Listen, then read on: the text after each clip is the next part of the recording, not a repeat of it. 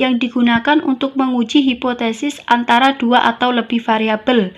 Dengan kata lain, uji korelasi Ren-Sperman ini merupakan suatu uji yang dilakukan untuk mengetahui ada atau tidaknya hubungan antara dua atau lebih variabel.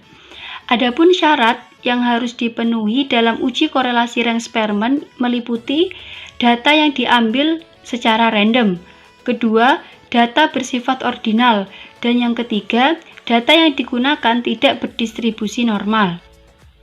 Adapun prosedur uji dalam korelasi Ren-Sperman meliputi 4 tahapan. Yang pertama, yaitu penentuan hipotesis dan tingkat signifikasi.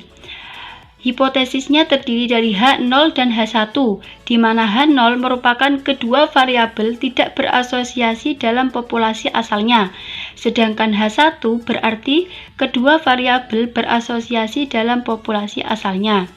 Sedangkan tingkat signifikasi itu meliputi 1%, 5%, dan 10%.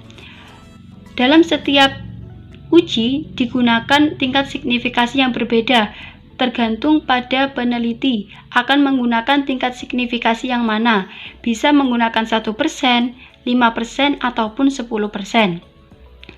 Tahap yang kedua yaitu statistik uji.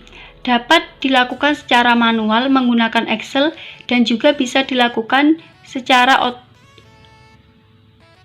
otomatis dengan menggunakan SPSS. Adapun tahapan yang ketiga yaitu penentuan wilayah kritis dan penolakan, di mana wilayah kritisnya itu meliputi dua.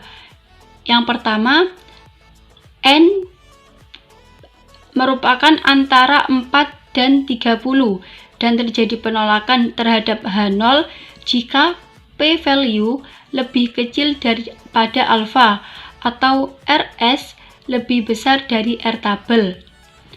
Dan yang kedua, wilayah kritisnya yaitu N lebih besar dari sama dengan 10. Dan keputusan dan kesimpulan yaitu tolak H0 dengan tingkat signifikasi sebesar alfa, terdapat cukup bukti untuk menyatakan bahwa terdapat asosiasi antara kedua variabel dalam populasi, dan gagal tolak H0 dengan tingkat signifikasi sebesar alfa, tidak terdapat cukup bukti untuk menyatakan bahwa terdapat asosiasi antara kedua variabel dan dalam populasi.